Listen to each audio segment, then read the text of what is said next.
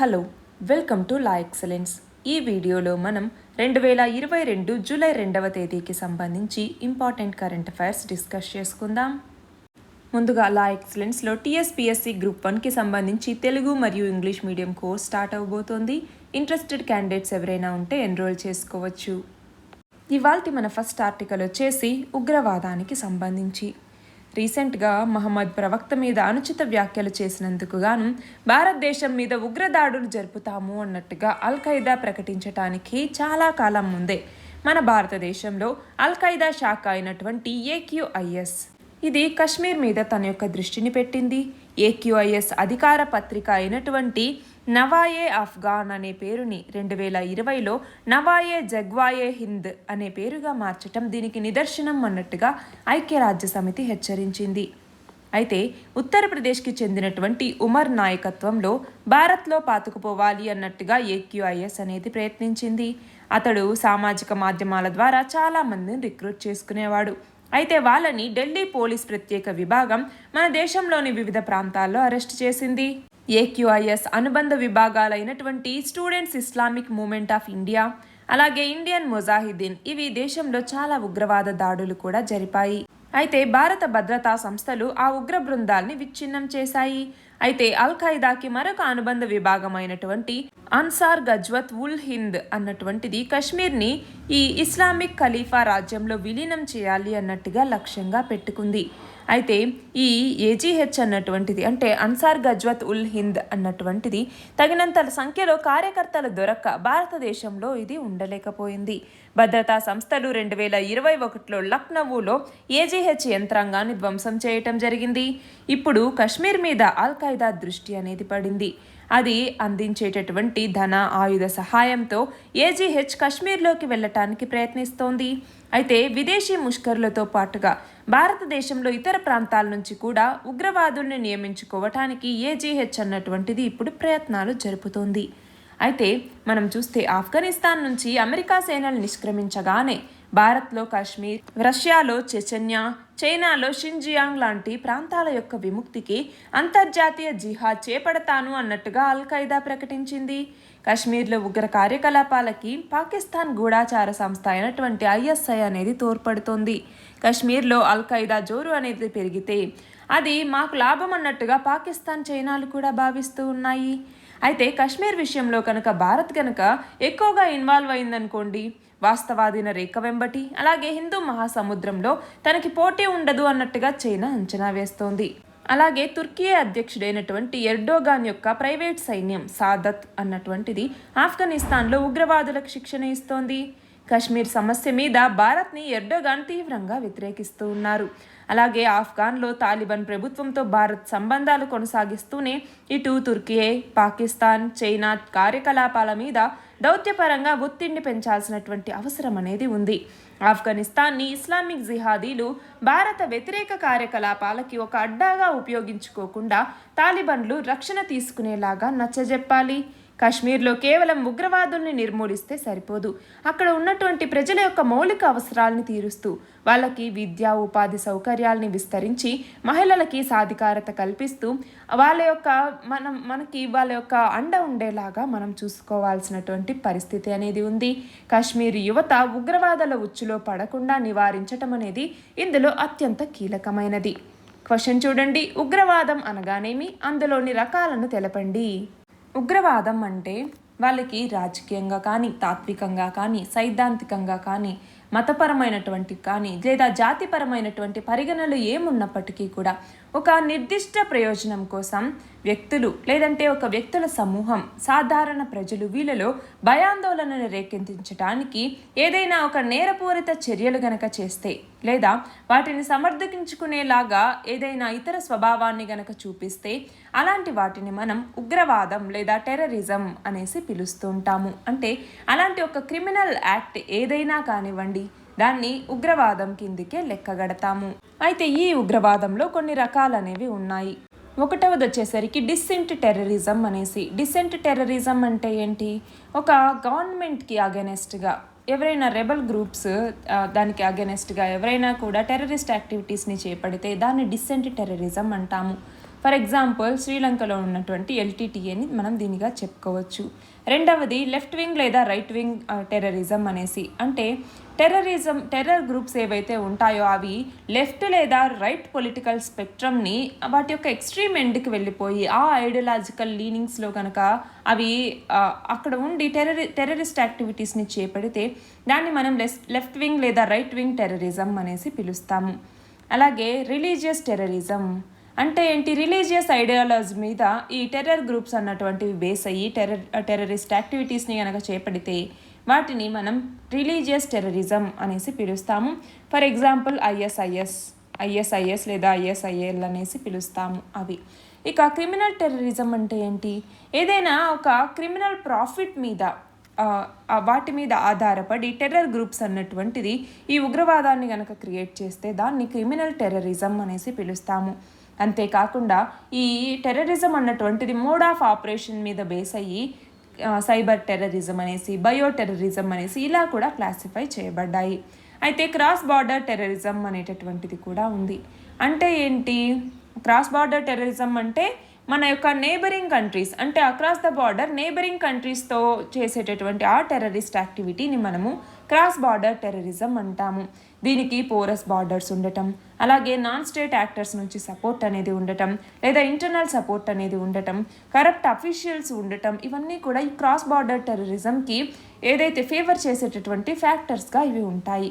అయితే మన దేశంలో ఈ టెర్రరిజంకి అగెనిస్ట్గా UAPA అన్నటువంటి చట్టం అనేది ఉంది. అన్లాఫుల్ యాక్టివిటీస్ ప్రివెన్షన్ యాక్ట్ అన్నటువంటిది.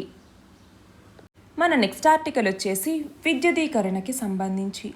అయితే ఎందుకు ఇది ఇప్పుడు కంటెక్స్ట్లో ఉంది అంటే, రీసెంట్గా ఎన్డీఏ అన్నటువంటిది తన యొక్క రాష్ట్రపతి అభ్యర్థిగా ద్రౌపది ముర్ము ఈమెని ప్రకటించటం జరిగింది. ఆమె తన యొక్క నామపత్రాల్ని కూడా సమర్పించారు.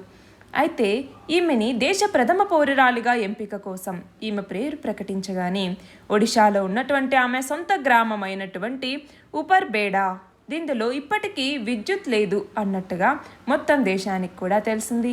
దాంతో అక్కడ త్వరగా అధికారులు ఆ గ్రామానికి విద్యుత్ సౌకర్యం కల్పించారు. అలా మన భారతదేశంలో ఎన్నో గ్రామాలు ఇప్పటికీ విద్యుత్ అనేటటువంటిది లేక ఇంకా అంధకారంలో ఉన్నాయి అన్నట్లుగా ఈ ఆర్టికల్. పవర్ ఆఫ్ ఆల్ అనేటటువంటి ఒక సంస్థ అధ్యయనం ప్రకారం మన దేశంలో 1.4 కోట్ల గ్రామీణ గృహాల్లో ఇప్పటికీ కూడా విద్యుత్ సదుపాయం అనేది లేదు.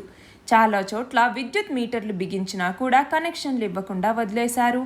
గ్రామాల్లో స్తంభాల్ని పార్టీ ఒక ప్రభుత్వ సంస్థకో పాఠశాలకో కరెంట్ ఇచ్చినంత మాత్రాన ఆ ఊరికి మొత్తం విద్యుదీకరణ అనేది అందించినట్లు కాదు.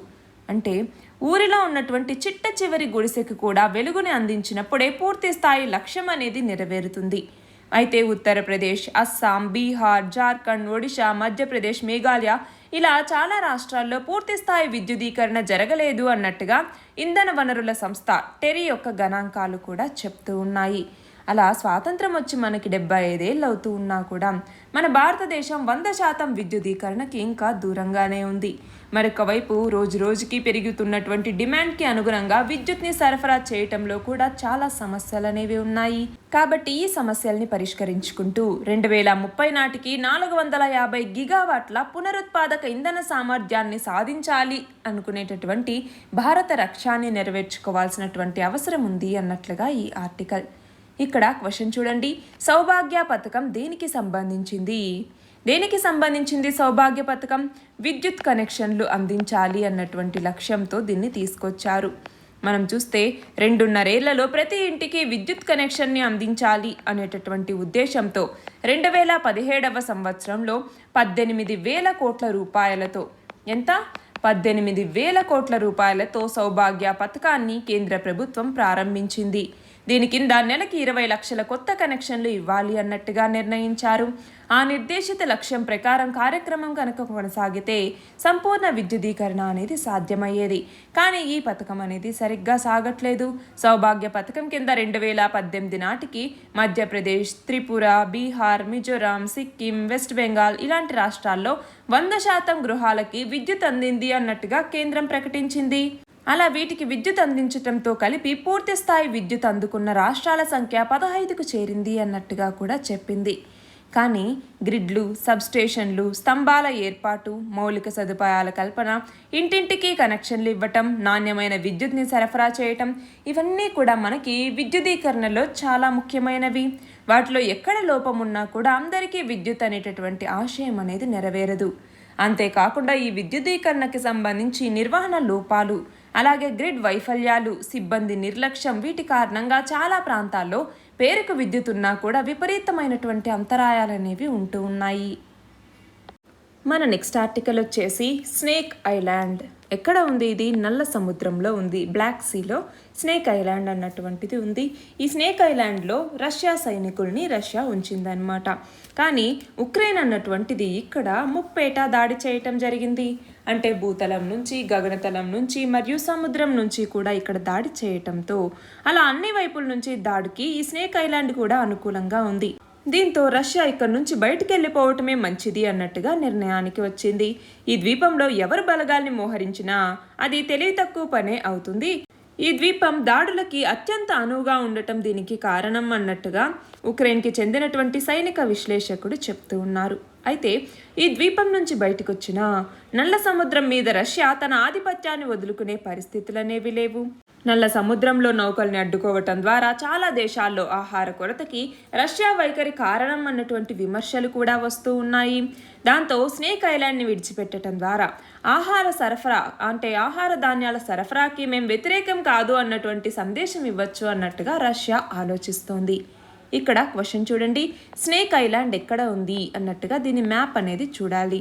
ఇక్కడ చూడండి, ఇక్కడ ఉక్రెయిన్ అన్నటువంటిది ఉంది, ఇదంతా ఏమో రష్యా, ఇదేమో క్రిమియా అన్నటువంటిది, ఇది వచ్చేసి రొమేనియాకి సంబంధించింది. ఇక్కడ స్నేక్ ఐలాండ్ అన్నటువంటిది ఉంది, బ్లాక్ సీ నల్ల సముద్రంలో ఉంది. మన నెక్స్ట్ ఆర్టికల్ వచ్చేసి 2020-21లో మన దేశం నుంచి ఈ రొయ్యల యొక్క ఎగుమతులు గణనీయంగా పెరిగాయి. గత ఆర్థిక సంవత్సరంలో అయితే భారతదేశం నుంచి 42,706 కోట్ల రూపాయల విలువైనటువంటి రొయ్యలు విదేశాలకు ఎగుమతి అయ్యాయి.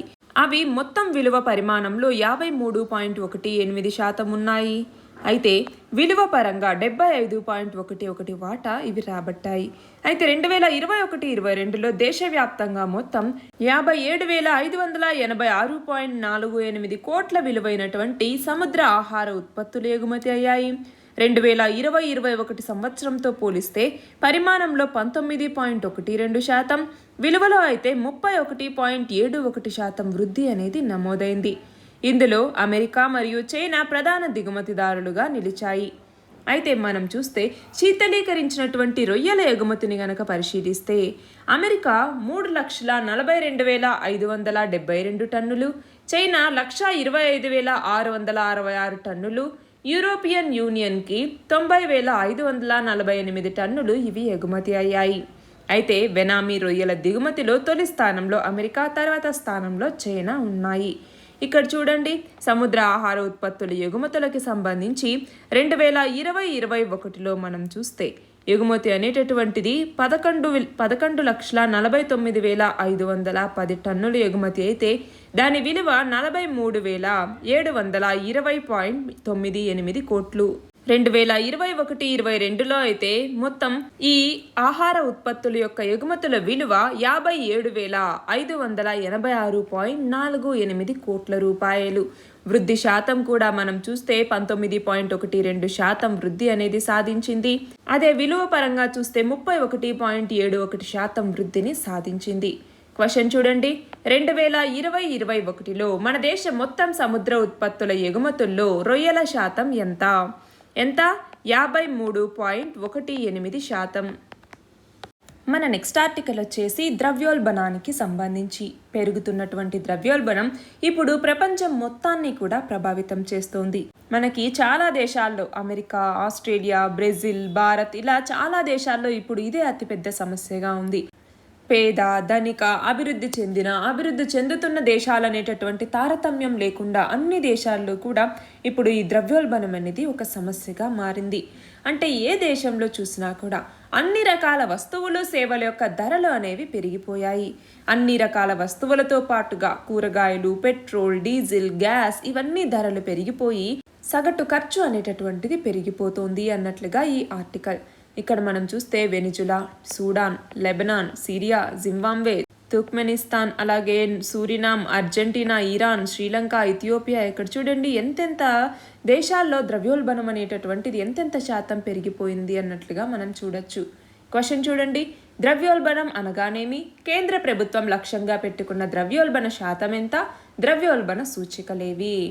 ద్రవ్యోల్బణం అనేటటువంటిది మనము ఒక స్థూలమైనటువంటి జాతీయ సమస్యగా చెప్పచ్చు. ఇది వివిధ వర్గాల ప్రజల మీద వేరువేరుగా తన ప్రభావాన్ని చూపిస్తుంది. అంటే ఆర్థిక వ్యవస్థ యొక్క అభివృద్ధి దశ మరియు వాటి యొక్క స్థాయిని ఇది ప్రభావితం చేయగలదు. మనం సాధారణంగా ధరల యొక్క పెరుగుదలని ద్రవ్యోల్బణం అంటాము. అంటే వాస్తవానికి వస్తు సేవలకు ఉన్నటువంటి అత్యధిక డిమాండ్ వల్ల ద్రవ్య విలువ అనేది తగ్గి ధరలు పెరగటాన్ని ద్రవ్యోల్బణం అనేసి పిలుస్తాము. ఈ ద్రవ్యోల్బణంలో ప్రతి ద్రవ్యోల్బణం అనేసి, ద్రవ్యోల్బణ పంత అనేసి, అతి తీవ్రమైన ద్రవ్యోల్బణం అనేసి, స్తబ్దత ద్రవ్యోల్బణం అనేసి, పరిమిత ద్రవ్యోల్బణం అనేసి ఇలా చాలా రకాలు ఉన్నాయి. అయితే కేంద్ర ప్రభుత్వం లక్ష్యంగా పెట్టుకున్నటువంటి ద్రవ్యోల్బణ శాతం ఎంత అంటే 4 ± 2 అంటాము. అంటే 2 నుంచి 4% మధ్య ఉండాలి అన్నట్టుగా మనం లక్ష్యంగా పెట్టుకున్నాము. కానీ గత ఏడాది కాలంలో చూస్తే 6 నెలల పాటు ఇది 6% పైనే నమోదైంది. అయితే ద్రవ్యోల్బణ సూచికలు అనేసి ఎన్ని ఉన్నాయి? సూచికలు 3 రకాల సూచికలు ఉన్నాయి. 3 రకాలుగా దీన్ని వర్గీకరిస్తారు. ఒకటి వచ్చేసరికి సిపిఐ లేదా వినియోగదారు సూచిక అనేసి, 2 WPI అంటే ఏంటి? టోకు ధరల సూచిక అనేసి, మూడవది ఉత్పత్తిదారు సూచిక లేదా PPI అనేసి పిలుస్తాము. సిపిఐ అనేటటువంటిది మనకి వినియోగదారు స్థాయిలో రవాణా, ఆహారం, వైద్య సంరక్షణ లాంటి ప్రాథమిక అవసరాల సగటు ధరల్ని పరిశీలించే కొలత. ఇక WPI అన్నటువంటిది వస్తువులు వినియోగదారునికి చేరే ముందు ఉత్పత్తిదారు లేదా టోకు స్థాయిలో ధర మార్పులు ఏవైతే ఉంటాయో వాటిని ఈ WPI అన్నటువంటిది కొలుస్తుంది. ఇక PPI అన్నటువంటిది వినియోగదారుని కాకుండా విక్రేత దృక్కోణాల నుంచి ధర మార్పుల్ని కొలిచేటటువంటి ఒక కొలమానం అనేసి చెప్పచ్చు. అంటే డిమాండ్, అలాగే అంటే ఏంటి? మనకి ప్రేరణ ద్రవ్యోల్బణం అంటాము. అంటే వస్తు సేవలకు డిమాండ్ ఉన్నప్పుడు సంభవించేదేమో ప్రేరణ ద్రవ్యోల్బణం అనేసి, అలాగే వ్యయ ప్రేరణ ద్రవ్యోల్బణం అంటాము. అంటే ఏంటి? ఉత్పత్తి వ్యయం పెరుగుదల వల్ల సంభవించేటటువంటిది. అలాగే అంతర్నిర్మిత ద్రవ్యోల్బణం అంటాము. ద్రవ్యోల్బణం కొనసాగుతుందనే అంచనాల కారణంగా సంభవించేవి. ఇవి సాధారణంగా ఏ దేశంలో అయినా కూడా కనిపించేటటువంటి ద్రవ్యోల్బణాలు. ఈ 3 కూడా ఒక దేశ ఆర్థిక వ్యవస్థలో ద్రవ్య సరఫరా, వస్తువుల సరఫరా ఈ మధ్య సమతౌల్యానికి సంబంధించినటువంటివి. అంటే నిజానికి మరీ ఎక్కువ లేదా అతి తక్కువ ద్రవ్యోల్బణాలు ఉన్నా కూడా మనకి ప్రతికూల పరిస్థితిలో కనపడతాయి. కాబట్టి ద్రవ్యోల్బణం అనేటటువంటిది ఆదర్శ స్థాయిలో ఉండాలి. అది మన దేశంలో ఎంతగా ఉండాలి అంటే 4 ± 2 స్థాయిలో ఉండాలి. మన నెక్స్ట్ ఆర్టికల్ వచ్చేసి NTPC నిర్మించినటువంటి నీటి మీద తేలియాడే 100 మెగావాట్ల సౌర విద్యుత్ కేంద్రంలో పూర్తి స్థాయి ఉత్పత్తి రామగుండంలో ప్రారంభమైంది.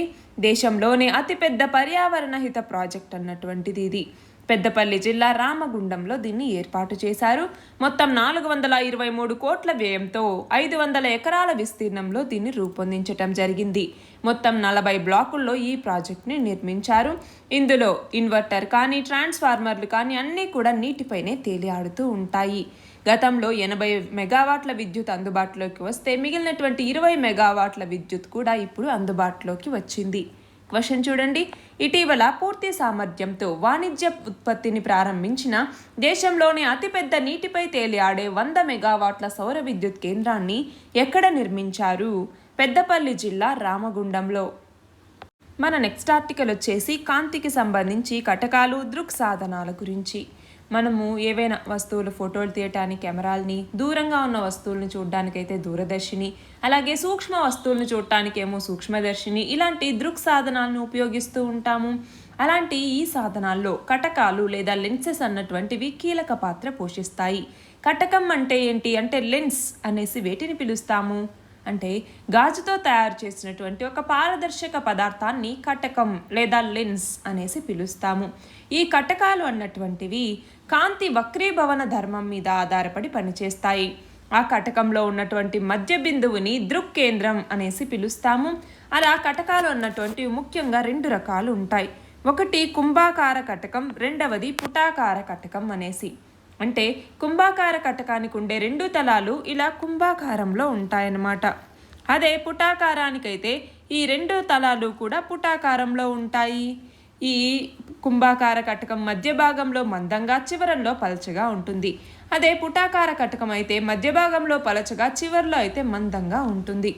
కాబట్టి ఈ కుంభాకార కటకాన్ని కెమెరాలు, సూక్ష్మదర్శిని, దూరదర్శిని లాంటి పరికరాల్లో ఉపయోగిస్తారు. వైద్య రంగంలో దీన్ని ఉపయోగిస్తారు. సినిమా ప్రాజెక్టర్ల ముందు వాడతారు. వాచ్ రిపేర్ కేంద్రాల్లో వినియోగిస్తారు.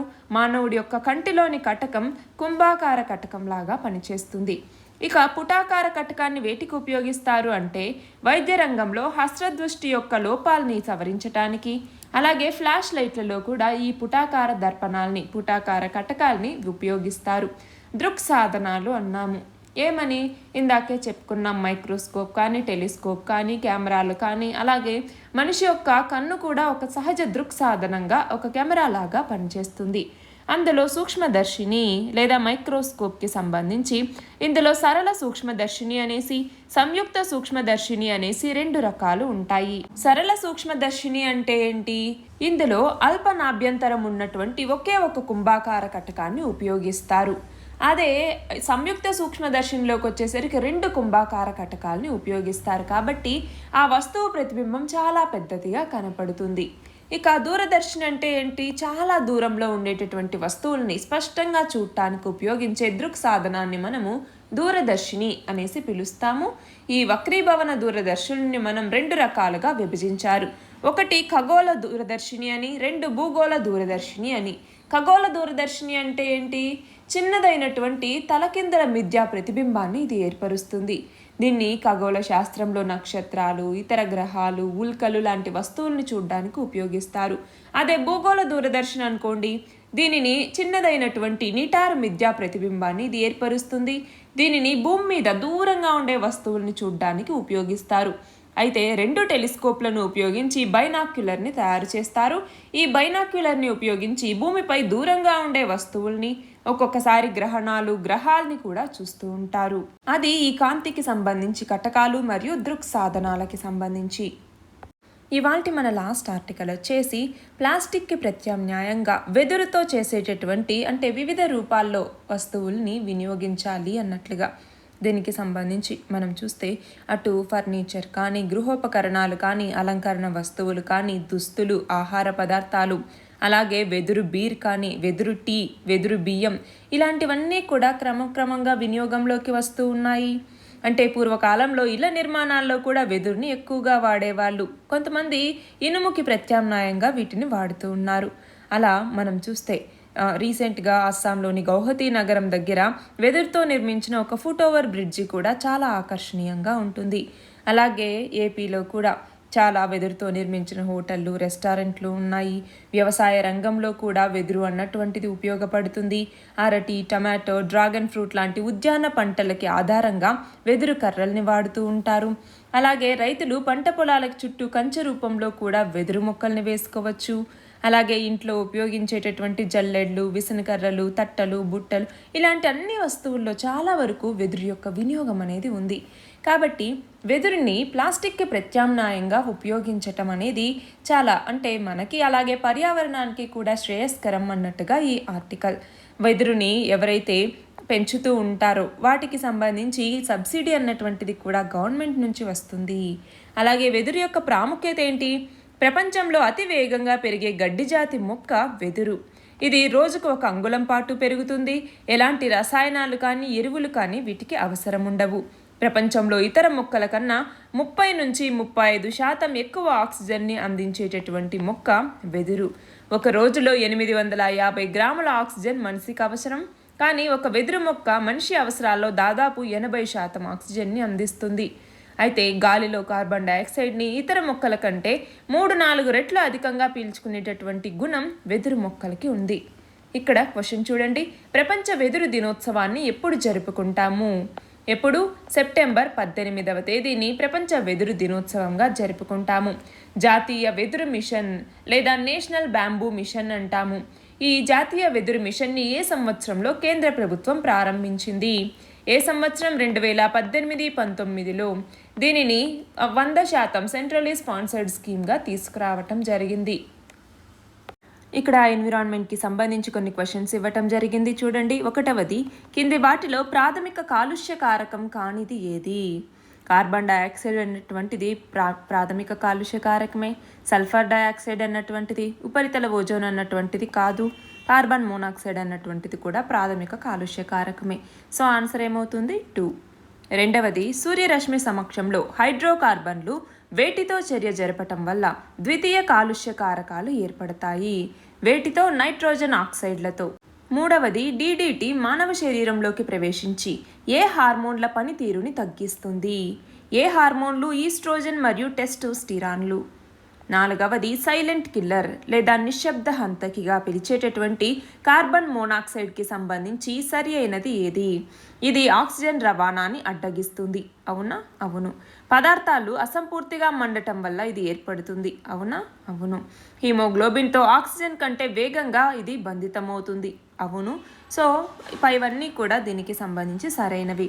5వది, బైసినోసిస్ అంటే లంగ్ ఫైబ్రోసిస్ అనే వ్యాధి ఏ ధూళి రేణువుని పీల్చుకోవటం వల్ల కలుగుతుంది? ఏవి? నూలు పరిశ్రమలో వెలువడేటటువంటి ధూళిని. 6వది, పుప్పొడి రేణువుల వల్ల కలిగే ఎలర్జిక్ జ్వరాన్ని ఏమని పిలుస్తాము? హే జ్వరం అని పిలుస్తాము. హే ఫీవర్ అని కూడా అంటాము. నిన్నటి క్వశ్చన్ వచ్చేసి, ప్రస్తుతం మన దేశంలో దేనిని బేస్ ఇయర్ అంటే ఆధార సంవత్సరంగా తీసుకుని జాతీయ ఆదాయాన్ని అంచనా వేస్తున్నారు? ఏ సంవత్సరాన్ని? 2011-12 సంవత్సరాన్ని. ఇవాల్టి క్వశ్చన్ వచ్చేసి, కేంద్ర ప్రభుత్వం ఇటీవల ఏ 2 దేశాల మధ్య శ్రీరామాయణ యాత్ర రైలుని ప్రారంభించింది? దీని ఆన్సర్ కమెంట్ సెక్షన్లో ఇవ్వండి. కరెక్ట్ ఆన్సర్ రేపటి వీడియోలో చూద్దాం. All the very best and thank you very much.